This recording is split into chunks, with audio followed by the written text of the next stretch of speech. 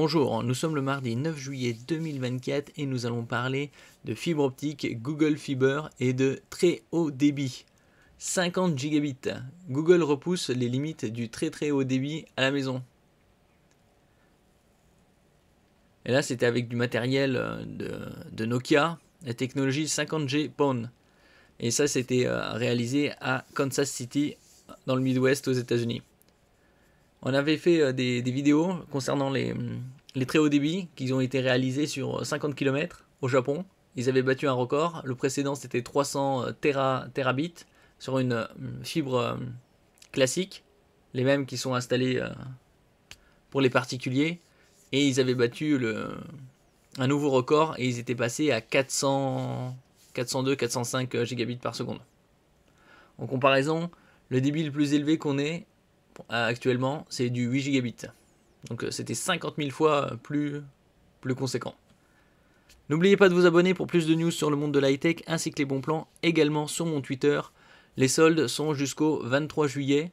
Il y a pas mal de bonnes affaires à réaliser et les 16 et 17 juillet, il y a les Prime Day pour les abonnés Amazon Prime. Une occasion de faire encore de meilleures affaires puisque les réductions sont encore plus importantes. Google Fiber vient de réaliser un tour de force en testant avec succès la technologie 50G PON de Nokia sur son réseau en direct à Kansas City. Les résultats sont impressionnants, 41,89 gigabits par seconde en téléchargement et 19,6 gigabits en envoi. En France, on a du Free, entre autres, ou également SFR, avec du 8 gigabits symétrique.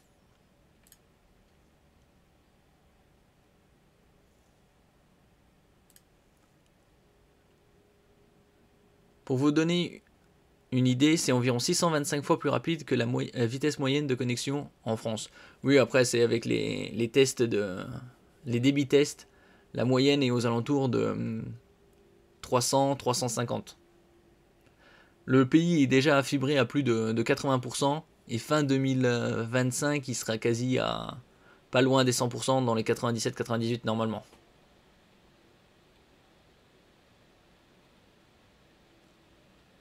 Mais Google Fiber ne compte pas s'arrêter là.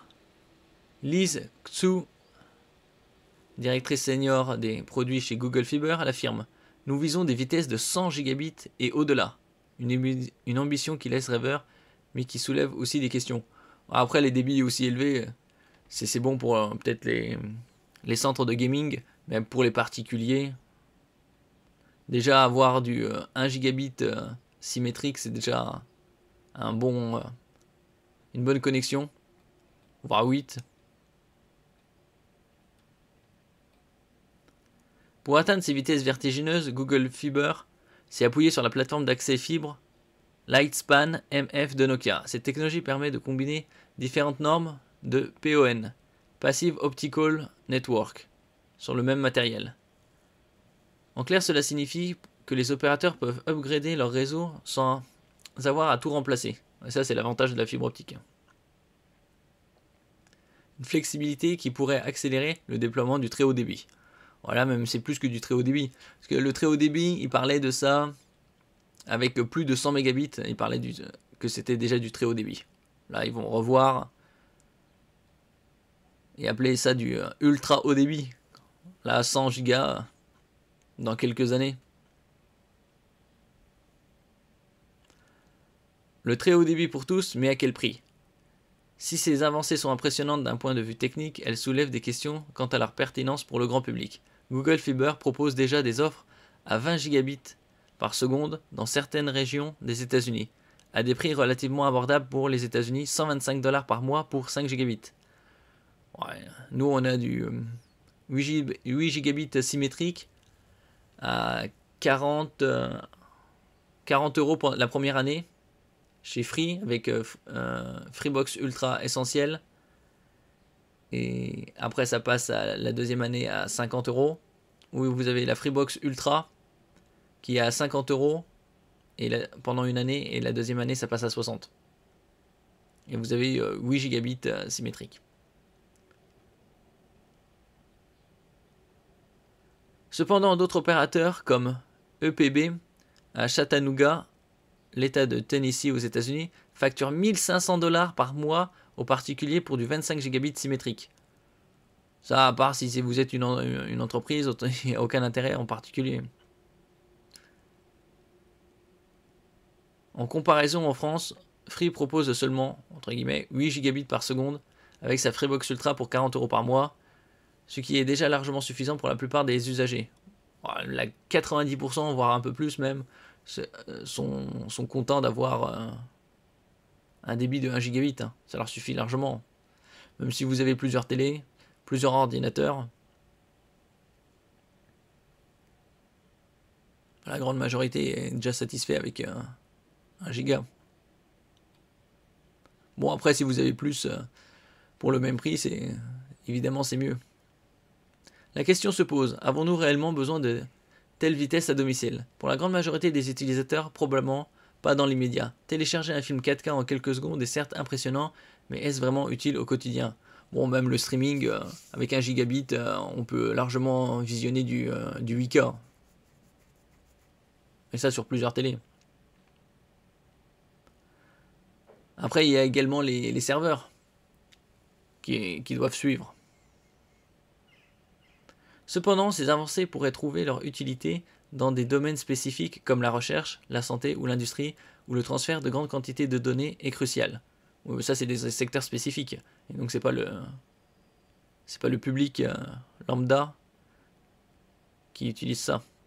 De plus, avec l'émergence de technologies comme la réalité virtuelle ou le cloud gaming, ces débits pourraient devenir nécessaires à l'avenir. Oui, du côté des serveurs. Pendant que Google Fiber fait la course en tête aux États-Unis, l'Europe n'est pas en reste. Les opérateurs comme Swisscom en Suisse ou Orange en France testent également des technologies similaires. Orange a notamment réussi à faire cohabiter 3 normes différentes, GPON, XGS-PON et 50G-PON, sur un même câble à fibre optique, une prouesse qui pourrait faciliter la transition vers le très haut débit. On pourrait même parler de ultra haut débit. C'est un peu comme les smartphones, comme ils sont... Au début, c'était les premiers smartphones coûtaient dans les 500 €, et maintenant on a des smartphones à 1500, 2000 €, et donc le haut de gamme a été décalé. À un moment, il parle de smartphone milieu de gamme dans les 600-700 €. Ça, c'est déjà du haut de gamme au niveau tarifaire. Faut voir qu'est-ce qu'ils vont proposer comme tarif aussi. Parce que Orange, c'est parmi l'opérateur le plus onéreux du marché. En France, Free se distingue avec sa Freebox Ultra qui utilise la technologie 10G EPON pour offrir des débits symétriques jusqu'à 8 gigabits par seconde. Cette technologie différente du XGS-PON utilisée par d'autres opérateurs permet à Free de proposer l'une des connexions les plus rapides du marché français grand public, tout en préparant le terrain pour de futures évolutions. Oui, la Freebox Ultra est sortie fin janvier, début février.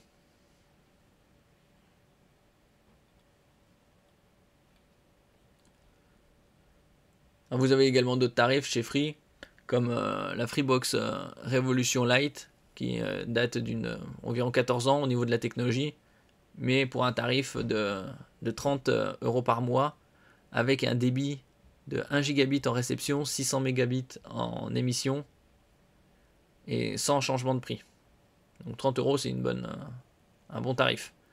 Sinon, vous avez la Freebox Pop, 30 € par mois pendant 1 an, et après ça passe à 40.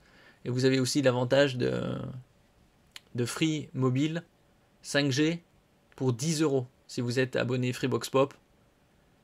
Et vous avez la meilleure offre du marché, puisque pour 10 €, vous avez un forfait téléphonique 5G illimité.